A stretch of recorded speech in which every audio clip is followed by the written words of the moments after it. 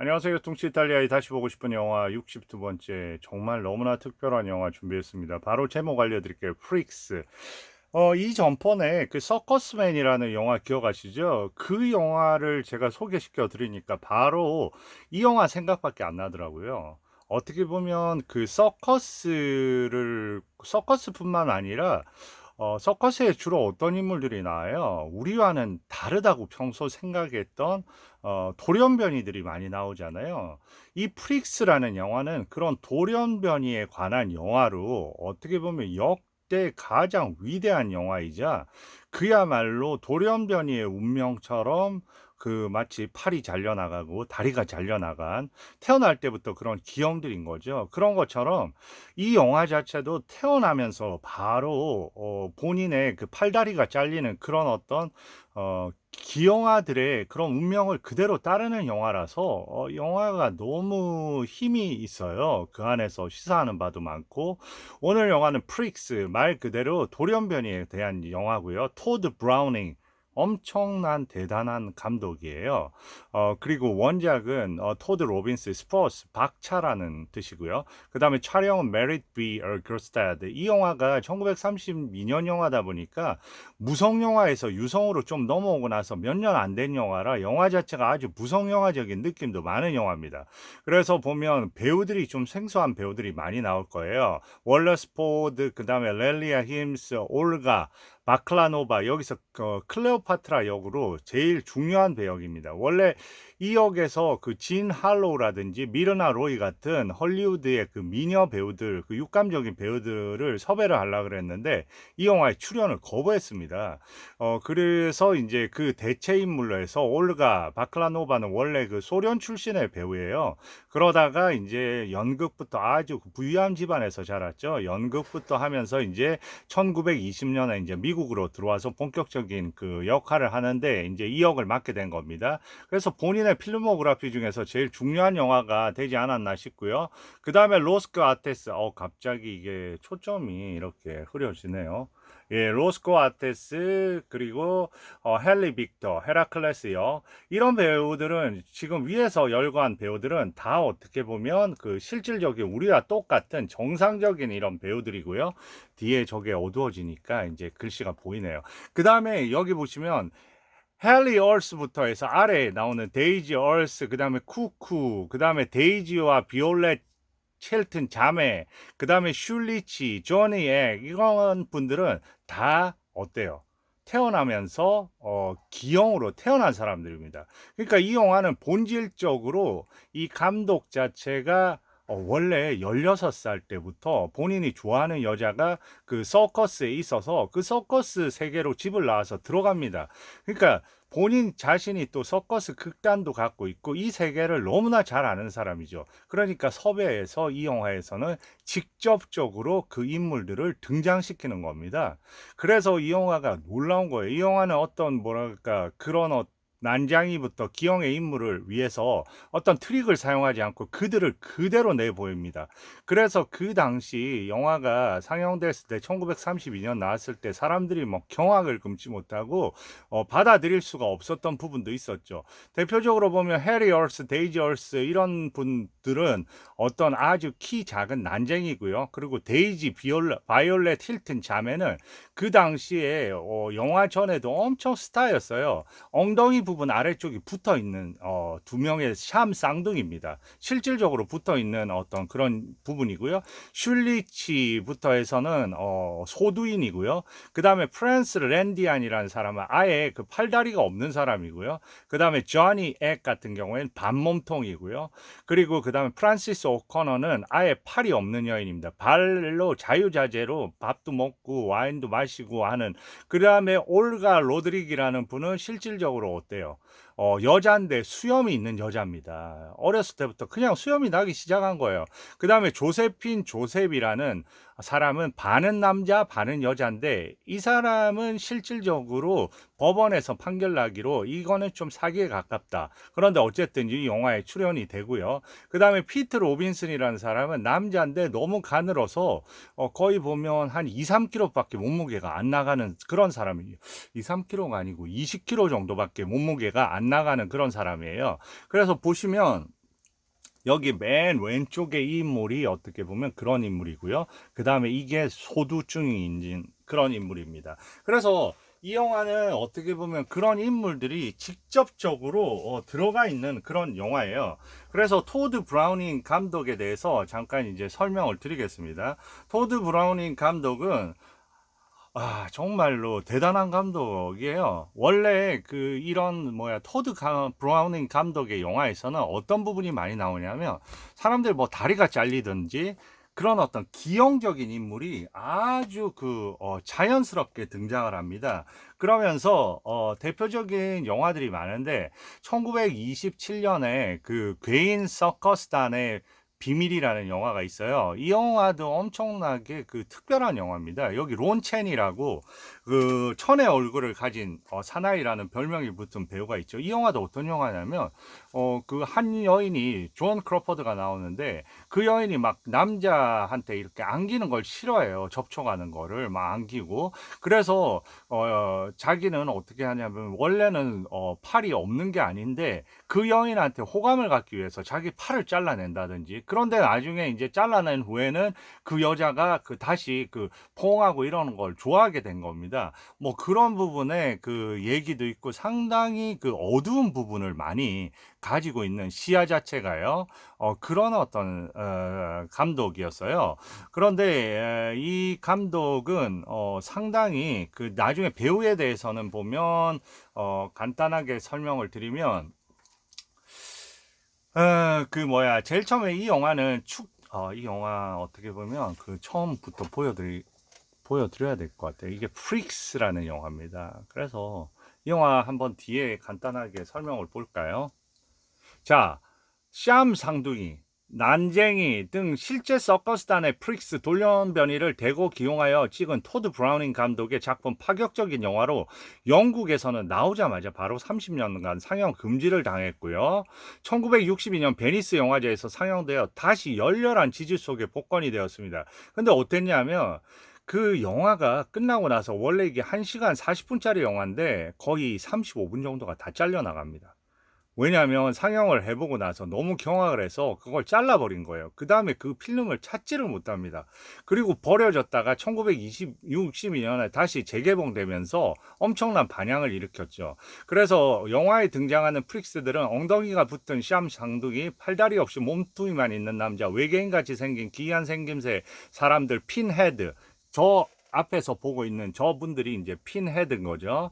그리고 이제 또 난쟁이도 있고 결국은 이 작품 이후에 토드 브라우닝 감독은 1962년 죽을 때까지 헐리우드에서의 작품 생활이 완전히 끝나버렸습니다. 완전히 내쫓인 거죠.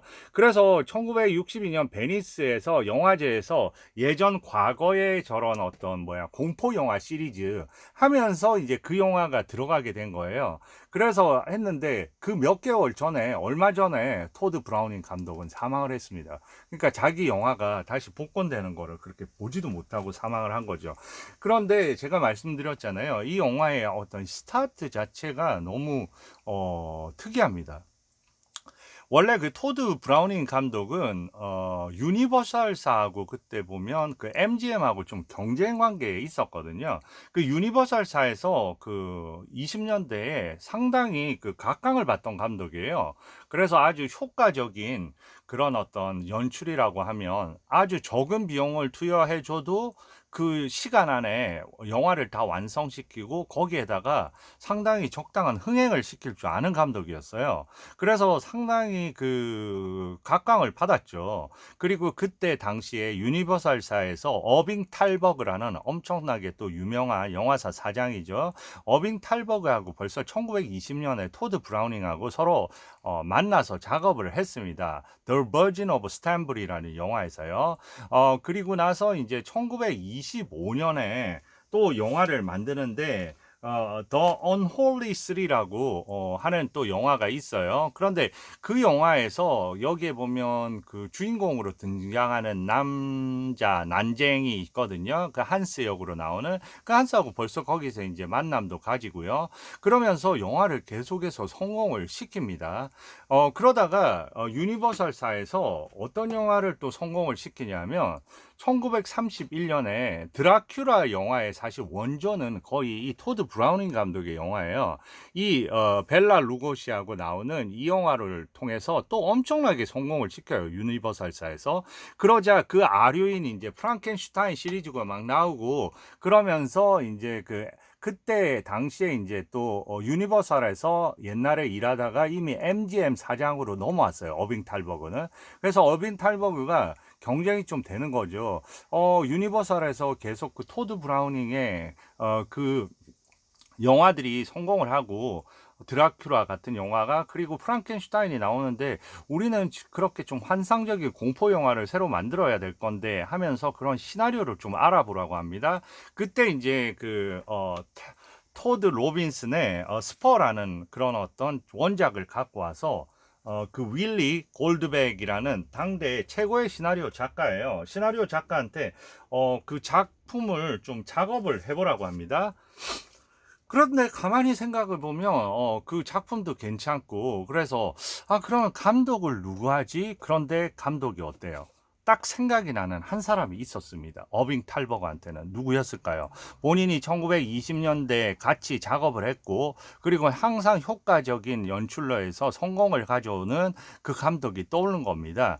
그리고 그 당시에 이 토드 브라우닝은 자기가 여전히 제가 아까 말씀드렸잖아요. 16살 때 좋아하는 여자 그 춤추는 댄서한테 빠져가지고 집에서 나와서 서커스단에 들어가서 어떤 일을 하냐면 이 영화 전에 나이트메어 앨리에서 타이론 파워가 했던 그런 일을 다 합니다. 예를 들어서 사기꾼, 사회자 같은 역할, 속이는 마술사 조수, 그리고 광대부터 그리고 몸을 비꼬는 고개사까지 안 해본 역할이 없어요. 그러니까 거의 뭐 서커스 수준의 실력을 갖고 있습니다. 그 토드 브라우닝 감독이.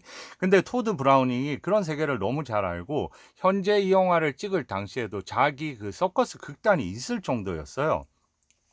그래서 이제 본인이 딱 생각한 거죠. 그렇다. 토드 브라우닝하고 작업을 해야 되겠다. 해서 이제 토드 브라우닝하고 하니까 토드 브라우닝이 실질적인 그 극단에서 일하고 있는 모든 실질적인 배우들이죠. 그 중에서는 대다수가 서커스에서 일하는 사람도 있고, 그리고 자기하고 같이 영화에 출연했던 사람도 있고, 자기 그 영화에서요. 그리고 현재 서커스단에 있는 사람도 있고 배우로서 활동하고 있는 사람도 있고 다 모았습니다. 실질적으로 모아서 이제 팀을 꾸린 거죠. 그런데 그 당시에 그 MGM의 그 완전히 오너는 루이비 메이어였거든요. 루이비 메이어한테 엄청나게 그 스튜디오에서 저런 어떤 괴물 같은 사람들이 스튜디오를 누비고 하니까 막 배우들의 탄원이 빗발칩니다. 그래서 주연 맡으려고 했을 때 미르나 로이라든지 진 할로우가 이런 배역을 거절했던 거예요. 그래서 그 러시아의 그 배우가 그걸 맡게 된 겁니다. 여주인공 역을, 클레오파트라 역을. 그래서 이제 탈버그 하고 이제 갈등이 좀 생기게 되죠. 루이비 메이어한테 너무나 많은 그런 청원이 옵니다. 저 사람들 좀 내보내면 안 되겠냐. 그런데 이제 그 탈버그는 이 토드 브라우닝의 이 능력을 믿고 엄청나게 자기가 설득을 하고 노력을 해요. 그리고 우리 빨리 찍자 하고 그리고 이제 스튜디오에서는 MGM 스튜디오에서는 저 사람들 안 보이게 해줬으면 좋겠다 해서 어떻게 하냐면 텐트 치고 그 안에서 생활하도록 하면 안 되냐 하고 격리를 시킵니다. 그리고 그 모든 배우들이 드나드는 공동 식당 있죠. 식당에 출입을 금하게 합니다. 그런데 누구만 타냐면 여기 최고 주인공이 있거든요. 데이지하고 여기서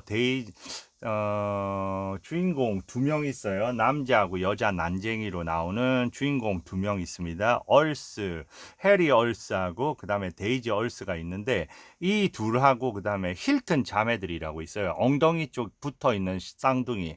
그들만 그 레스토랑에 출입을 하게 합니다. 왜냐하면 그 당시에 힐튼 자매는 이미 서커스에서 어마어마한 인기를 끌던 사람들이고요. 그 다음에 그 얼스, 데이지 얼스하고 해리 얼스는 이미 1925년 그 영화에서 그 토드 브라우닝 감독의 영화에서 출연을 한 적이 있어요.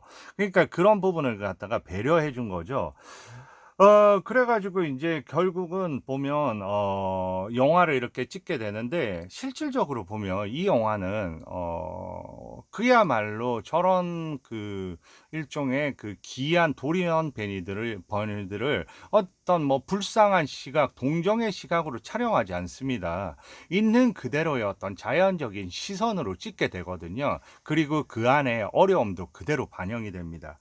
음, 그래서 그 탈보그 어떻게 보면 저 대부분의 사람들은 지적으로 좀 부족한 부분이 있는 사람들이거든요. 그래서 촬영 현장에서 상당히 그 어려움이 많았다고 또 얘기를 합니다.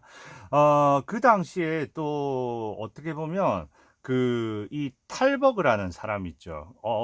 탈버그는 어떤 식으로 인식이 좀 됐냐면 탈버그 뭐 골프나 치고 사교계에만 드나드는 어떤 그런 사람으로 이렇게 생각을 할 수 있지만 실질적으로는 안 그랬어요. 압도적으로 이 토드 브라우닝에 대한 어떤 작품을 지지해 줬고요. 그리고 그 본인 자체도 이 사람들이 어떻게 보면 좀 모자란 사람이기도 하고 그런 부분에 대해서 이 사람들을 비웃을 생각이 없었습니다. 그 어빙 탈버그가. 왜냐하면 그 자신이 그 심장에 문제를 갖고 있어서 그 자신도 완전하지 않았다는 걸 알고 있었기 때문에 이런 프로젝트에 대해서 엄청나게 그 뒤에 지원을 해줍니다. 그리고 영화가 완성이 됐을 때 어떤 100분짜리로 완성이 됐어요. 그래서 이제 시사회 같은 걸 했죠. 자기들이. 근데 거기에서 사람들이 전부 뭐 난리가 납니다. 그래서 바로 편집을 하라고 해요. 64분짜리로. 근데 편집이 감행되기 전에 이런 방송을 합니다. 이런 어떤 광고를 해요. 샌프란시스코에 있는 폭스 시어터라는 데서 이제 상영을 한 번을 하는데요. 그때는 이제 그 새로 편집되기 전에 완벽하게 그 오리지널 필름으로 상영을 한다는 겁니다. 그래서 사람들이 미친 듯이 온 거예요. 그래서 막 뭐 미어 터진 거죠. 그런데 그걸 보고 성공을 한 줄 알았는데 알고 보니까 그거는 이제 그런 오리지널 판을 본다고 몰려든 사람이고 나왔을 때 보니까 어때요? 모두들 상당히 당황해 오는 거예요. 그러면서 이제 64분짜리의 그 판으로 나오면서 특히나 마지막 부분에 엄청나게 중요한 장면을 다 잘라내게 됩니다. 그렇게 되는 거죠. 그런데 이제 탈버그는 최대한 그걸 막으려고 했지만 그런 부분에서 역부족이었고요. 그리고 문제는 이 영화가 그 다음에 영국에서 바로 30년 동안 그 정지되게 됩니다. 상영 금지를 받게 돼요. 그리고 나서 어때요? 1932년 이 영화가 나오고 그리고 엄청나게 많은 카피를 준비했거든요. 그런데 영화관에서 거의 문을 닫게 됩니다. 상영을 못하고 그냥 걷어지게 되는 거예요. 그러면서 그 완전히 잊혀지게 되고 그리고 1936년에 토드 브라우닝의 대표적인 지지자였죠. 어빙 탈버그가 37세의 나이로 1936년에 사망을 하는 거예요. 그러다 보니까 이제 그 토드 브라우닝은 더 이상 커리어를 이어나갈 수 없습니다. 그래서 1939년에 영화 미라클 포세일이라는 영화 하나 찍고 그 영화 작품 인생을 마감하게 되는 거예요. 마감하게 되고 이제 자기 영화가 빛을 보는 걸 못 보고 있다가 결국 자기 죽고 나서 이제 어때요? 1962년 죽고 나서 한두 달 지나고 나서 이제 베니스에서 상영돼서 그때 뭐 전 세계적인 반향을 불러일으킵니다. 그렇지만 그 영화는 온전한 영화는 아니잖아요. 마찬가지로 여기 그 기형으로 태어난 사람처럼 팔다리가 다 잘려나간 채로 남아서 오늘 이제 그 영화를 보시게 되는 겁니다. 자, 이 토드 브라우닝의 영화에서는 대부분의 영화가 다 그래요. 쉽게 이 영화를 만날 수가 없습니다. 생각보다 영화 엄청나게 많이 찍었고요. 무성 영화 시절부터. 그런데 우리나라에 들어와 있는 영화가 지금 이 프릭스하고 드라큘라하고 그 정도일 거예요. 근데 엄청 수작들이 많습니다. 그런데 이 토드 브라우닝의 감독의 영화에는 항상 육신이라는 문제가 되게 중요하게 저렇게 잘려나간 신체, 기형적으로 있는 신체, 저런 게 어떻게 보면 도덕의 부재에 잃어버린 사랑, 어떤 보면 거절당한 사랑, 그 다음에 버려짐, 측근의 죽음, 이런 어떤 잘려나감 자체가 신체적 결함하고 그대로 연관되는 그런 부분들이 많습니다. 그리고 또 어떤 부분이 있냐면요. 이 어떤 육신이라는 자체가 어떨까요? 이 영화 안에서 보면 두 가지의 세계가 구분이 되거든요. 하나는 정상적인 어떤 사람의 신체를 가진 그런 배우들하고요. 그리고 저렇게 기형적으로 있는 배우들 두 그룹으로 나뉘어요. 근데 그 그룹 안에서도 정상적인 사람 안에서도 정상적인 생각을 가진 사람이 있고 악마적인 생각을 가진 그런 사람들이 있어요. 그런데 그런 부분이 겉모습하고 전혀 일치하지 않는다. 이런 거를 갖다가 또 보여주거든요. 그래서 겉으로 보는 어떤 육체의 아름다움 자체가 그 안에 숨어 있는 괴물성을 또 감추기도 한다는 거. 그런 부분이 또 이 영화의 메시지 중에 하나고요. 항상 이 토드 브라우닝의 영화에서는 또 돈이라는 주제, 탐욕이라는 주제, 그러면서 그 탐욕에 대해서 그런 어떤 범죄적인 어떤 그런 주제도 이제 더 다 남아 있는 거죠. 그리고 또 제가 이 토드 브라우닝 감독이 얼마나 어떤 스타일로 이 작업에 임했는지 개인 인터뷰 중에서 하나 따왔거든요. 어떤 내용인지 한번 제가 읽어 드릴게요. 당신들은 아마 이 프릭스, 이 어떤 기이한 이런 기형의 인간들이 어떤 반응을 하는지 예측할 수 없을 것이다. 이렇게 얘기합니다. 자기가 이제 그 영화를 같이 찍어야 되잖아요. 그리고 대부분의 그 사람들은 어떤 사람들인 줄 알아? 왜냐하면 토드 브라우닝은 이 부분을 정말 정확하게 얘기할 수 있는 사람입니다. 왜냐하면 토드 브라우닝 자신이 그 극단 생활을 오래 했고 그 안에서 실질적으로 본인 몸만 기형이 아닐 뿐이지 그걸 너무나도 잘 알고 있죠. 그러니까 자기가 영화 촬영 작업을 하면서 소회를 얘기한 겁니다.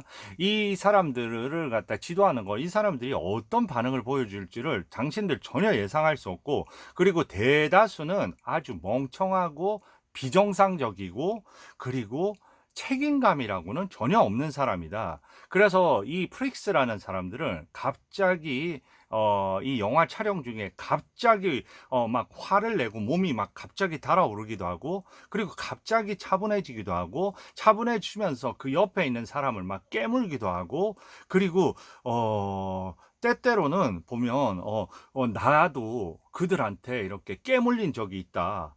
이렇게 얘기합니다. 그러니까 이 사람들을 전혀 어떻게 보면 이 영화에서 동정의 시선으로 우리가 무슨 서커스에 임해서 하는 어떤 그런 느낌, 저 사람 불쌍하다, 그런 느낌의 그런 구도로 촬영이 되지 않았어요. 그리고 그런 부분이 그 어떤 다른 감독도 이 토드 브라우닝처럼 자연스러운 방식으로 이 프릭스들을 다룰 수는 없을 거예요. 마치 프릭스는 이 영화에서 마치 하나의 인간처럼 다뤄지는 겁니다. 그리고 그들의 거친 면, 그들을 갑자기 막 화를 내고 갑자기 그들이 막 생동감을 느끼고, 그리고 이 영화가 복수에 대한 얘기도 하거든요. 그런 부분들. 그리고 다시 말해서 우리가 흔히 저런 사람들을 보면 어떻게 생각합니까? 신이 잘못 창조해서 저 얼마나 불쌍한 사람들인가. 이런 어떤 고통받는 창조물의 느낌으로 이 사람을 그리지 않아요. 그들을 하나의 결점이 있는 인간으로 있는 그대로를 보여준다는 게 이 영화의 어마어마한 어떤 그런 장점이기도 합니다. 그러면서 하나의 또 특별한 어떤 부분은 우리가 봤을 때 이런 어떤 기이한 사람들을 항상 어떠한 시선으로 봅니까? 마치 하나의 서커스에 등장하는 한 인물처럼 보는 그 시선은 우리가 거둘 수가 없는 거예요. 그렇기 때문에 그런 시선 역시 토드 브라우닝은 너무나 잘 알죠. 자기가 서커스 그 단에 있었으니까. 그러니까 그런 부분도 똑같이 운용을 하면서 그다음에 그 사람들이 있는 그대로의 모습을 보여준다는 겁니다. 한편으로는 그렇게 보여주고 한편으로는 어떻습니까? 그런 어떤 우리가 갖고 있는 그들을 하나의 서커스의 그 구경거리로 보는 그런 시선을 같이 교차시킨다는 게 이 영화의 어떤 또 복합적인 면이기도 하고요. 그렇게 하면서 이 영화를 들어갈 건데 여기서 일단은 이 영화를 마무리할게요. 사실상 이게 100분짜리를 64분. 너무나 이 영화는 직접 보시기에 너무나 단 하나의 흠이 있다면 이 영화가 너무 짧다는 거. 그거 제외하고 거의 완벽한 영화고 소름 끼치게 하는 영화고, 그래서 저는 보면 하나하나 좀 길더라도 짧게 짧게 끊어서 되도록이면 이 영화는 좀 많이 보여드리려고 노력하겠습니다. 자, 1부 마감하고 2부에서 뵙겠습니다. 감사합니다.